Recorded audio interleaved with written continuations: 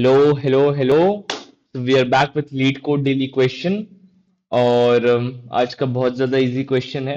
बस 5-7 मिनट में आप पूरी अप्रोच समझ जाओगे। सबसे सिंपल अप्रोच है, ये ज्यादा दिमाग बिल्कुल नहीं लगाना है। तो देखते हैं आज का क्वेश्चन क्या है।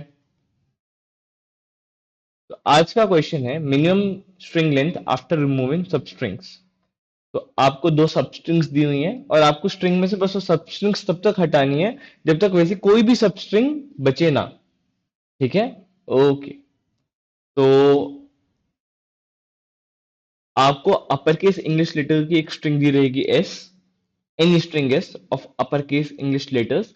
और इसमें जब तक ये दो सब स्ट्रिंग्स ए बी और सी डी एग्जिस्ट कर रही है, आपकी सब स्ट्रिंग्स हटाती जानी है।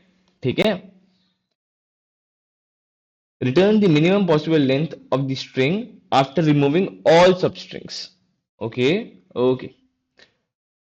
हाँ, एक चीज ये है कि ऐसा हो सकता है कि जब मैं ए बी सब स्ट्रिंग हटाऊं तो उसमें दूर दूर सी और डी और वो ज्वाइन होकर नई सब स्ट्रिंग सी डी बना ले। ठीक है। तो फिर उसको भी हटाना होगा।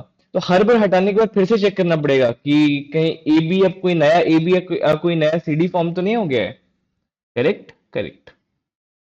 तो एक बार एग्जाम्पल देख लेते हैं। जैसा एग्जाम्पल में करेंगे एग्जैक्टली वही कोड में करना है, कुछ भी ज्यादा दिमाग नहीं लगाना है। तो एग्जाम्पल क्या है, हमारे पास है A B F C A C D B. इसमें हमको कौन कौन सी सब स्ट्रिंग्स हटानी है, ए बी और सी डी। तो पहले क्या काम करते हैं, पहले ए बी हटाने का काम करते हैं। तो चलिए ठीक है, इसमें से ए बी हटाते हैं। ये ए बी दिख रहा है मुझे यहाँ पे।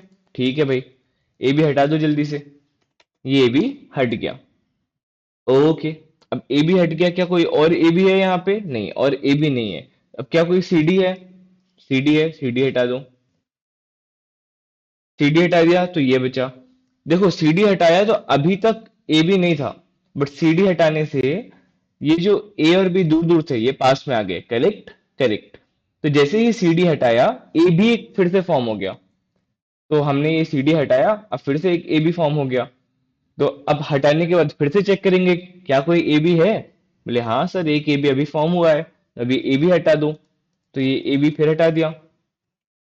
अब चेक करो क्या कोई सीडी है। बोले नहीं, सीडी तो नहीं है। अब कोई ए भी है, ए बी भी नहीं है। अब कोई सी डी है, कोई सी डी भी नहीं है। तो बस सारी सब स्ट्रिंग्स हटा दी हैं। आखिरी में बचा क्या? F C. तो एफ सी का लेंथ रिटर्न कर दो। एफ सी का लेंथ क्या हुआ? एफ सी का लेंथ हुआ 2। एफ सी का लेंथ क्या आ जाएगा? एफ सी का लेंथ हो जाएगा 2। ठीक है। बस इतना ही करना है।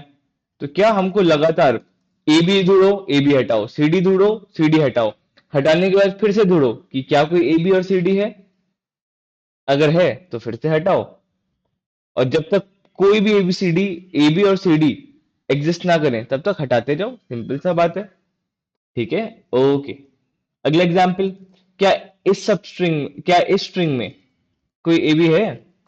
Let's see. A B substring तो इसमें कहीं नहीं दिख रही है मुझे। ठीक है। क्या इसमें कहीं सी डी सब स्ट्रिंग है? नहीं, कोई सी डी सब स्ट्रिंग भी नहीं है। जब ए बी और सी डी कोई सब स्ट्रिंग है ही नहीं, यानी सारी ए बी और सी डी सब स्ट्रिंग्स पहले ही हट चुकी हैं। इसका मतलब क्या आता है? इसका मतलब आता है, इसका आंसर क्या आएगा? इसका करंट लेंथ। और इसका करंट लेंथ क्या है?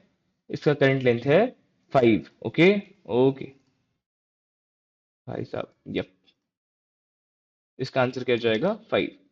तो हमने क्या क्या पॉइंट्स डिस्कस किए। हमको सबसे पहले क्या ढूंढना है? A B substring. तो जब तक ए बी या C D substring exist करती है इस पूरी स्ट्रिंग में, तब तक पहले ए बी को हटाओ, फिर सी डी को हटाओ। और ये हटाने के बाद फिर से चेक करो कि ए बी और सी डी एग्जिस्ट तो नहीं कर रहे हैं। Correct correct. तो कोई चीज बार बार करनी है। करेक्ट। इंट्यूशन क्या रहा है? कोई चीज बार बार करनी है तो लूप हो जाएगा। और कितनी बार करनी है ये नहीं पता है। करेक्ट। तो जब ये नहीं पता होता कि इटरेशन कितनी बार चलाने हैं, तो कौन सा लूप यूज करोगे तुम? तब तुम वाइल लूप यूज करोगे, है ना? क्योंकि फॉर लूप कब यूज करते हैं? जब हमको पता होता है कि कितने इटरेशन चलाने हैं। तो तुम यूज करने वाले हो यहाँ पे वाइल लूप। ओके। तो वाइल लूप यूज करने वाले हो। वाइल लूप के अंदर क्या लिखोगे? वाइल के अंदर पहले वाइल लूप का सिंटेक्स क्या होता है? While condition. तो कब तक लूप चलाना है? जब तक ए बी या सी डी स्ट्रिंग इसके अंदर एग्जिस्ट करती हो। तो वाइल लूप कब तक चलेगा? जब तक ए बी या सी डी स्ट्रिंग हमारी ओरिजिनल स्ट्रिंग के अंदर एग्जिस्ट करती हो। अब अगर एग्जिस्ट कर रही है तो पहले क्या करना था? वाइल के अंदर, वाइल लूप के अंदर आ गया अपन। पहले क्या काम करेंगे, पहले ए बी ढूंढेंगे, अगर ए बी है तो ए बी को हटा देंगे।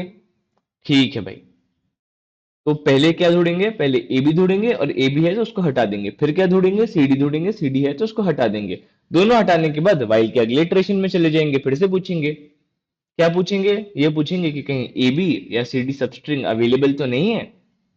ठीक है, तो बस इतना ही काम है। देखो कोड में भी एग्जैक्टली यही काम किया है मैंने, वाइल। अब यहाँ पे आपको ये अजीब अजीब सा कोड दिख रहा होगा, बोले क्या है ये, बताता हूँ क्या है। यहाँ पे हमने स्ट्रिंग का फाइंड फंक्शन यूज किया है। स्ट्रिंग का फाइंड फंक्शन आपको पहली अकरेंस देता है किसी भी सबस्ट्रिंग की, और अगर वो सबस्ट्रिंग नहीं मिल रही है तो देता है -1। ठीक है, ठीक है। तो while S dot find A B is not equals to -1, not equals to -1 यानी कोई ना कोई इंडेक्स रिटर्न हो रहा है। अगर कोई भी इंडेक्स रिटर्न हो रहा है तो हम क्या बोलेंगे, अगर कोई भी इंडेक्स रिटर्न हो रहा है तो हम बोलेंगे एग्जिस्ट करता है। तो जब तक ए बी एग्जिस्ट करता है या सी डी एग्जिस्ट करता है, नॉट इक्वल टू -1 यानी it does exist, equal to -1 यानी इट डज नॉट एग्जिस्ट। अगर नॉट इक्वल टू -1 है ये दोनों, इनमें से कोई एक भी, तो हम ये वाइल लूप के अंदर चले जाएंगे।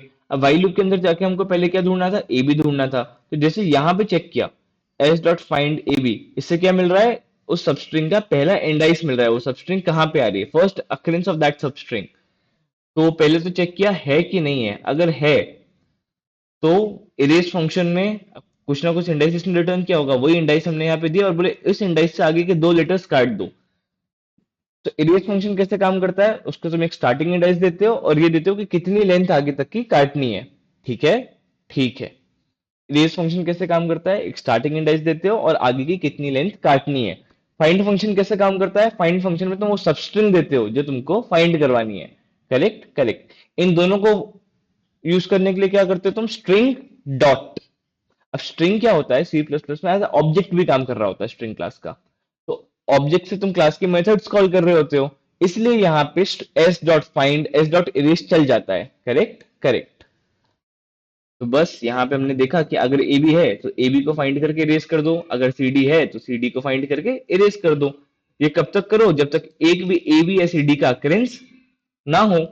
जब ए बी और सी डी का एक भी अकरेंस नहीं होगा तो ये वाइल लूप टूट जाएगा, और आखिरी में हम क्या रिटर्न कर देंगे, जो भी स्ट्रिंग बची उसकी लेंथ रिटर्न कर देंगे। सिंपल सिंपल, इतना ही डिस्कस किया था। तो that is all for today. I am hoping समझ में आ गया हो। बहुत सिंपल, बहुत छोटा क्वेश्चन है, इसकी एक ही अप्रोच डिस्कस करी है। अगर दूसरी अप्रोचेस देखना चाहते हैं तो मेरे गिटहब पे जाके चेक कर सकते हैं, वहां पे मैंने सारी अप्रोचेस से बता रखा है। वीडियो छोटा रहा इसलिए एक ही अप्रोच बताइए। और that's all for today, I see you in tomorrow's video. बात है इसकी खास बड़ी, भाग्य की रेखा है लंबी, इसका गुड लक तगड़ा है और किस्मत का है बड़ा ये धनी।